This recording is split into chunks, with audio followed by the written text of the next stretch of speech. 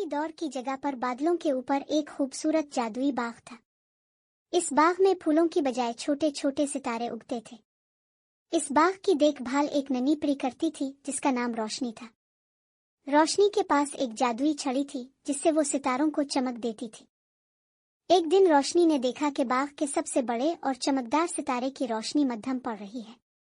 रोशनी बहुत परेशान हो गई क्योंकि ये सितारा रात के वक्त जमीन के बच्चों को रास्ता दिखाता था। रोशनी ने अपनी छड़ी से इसे चमकाने की बहुत कोशिश की लेकिन कुछ ना हुआ। रोशनी ने फैसला किया कि वो इस सितारे की मध्यम रोशनी की वजह तलाश करेगी। वो सितारे के पास गई और उससे पूछा, मेरे प्यारे दोस्त, तुम्हारी रोशनी क्यों कम हो रही है? सितारे ने उदास आवाज में कहा, मैं बहुत उदास हूँ क्योंकि मैंने देखा है कि जमीन के बच्चे अक्सर एक दूसरे से झगड़ते हैं। जब भी वो झगड़ते हैं मेरी रोशनी कम हो जाती है। रोशनी को ये सुनकर बहुत दुख हुआ।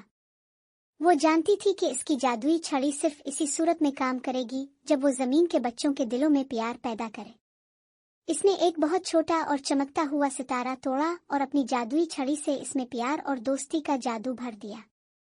वो सितारा लेकर जमीन पर आई और इसे एक छोटे से शहर में छोड़ दिया।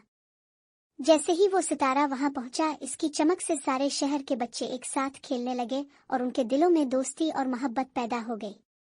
उनका झगड़ा खत्म हो गया और वो हंसी खुशी एक दूसरे के साथ वक्त गुजारने लगे। रोशनी ने देखा कि जैसे ही बच्चों के दिलों में प्यार बढ़ा, इसके बाग में मौजूद बड़े सितारे की रोशनी वापस आ गई और वो पहले से भी ज्यादा चमकने लगा। रोशनी खुशी खुशी अपने जादुई बाग में वापस चली गई और अब जब भी किसी सितारे की रोशनी मध्यम होती, वो इसे जमीन पर प्यार और दोस्ती का जादू भेजकर दोबारा चमका देती थी।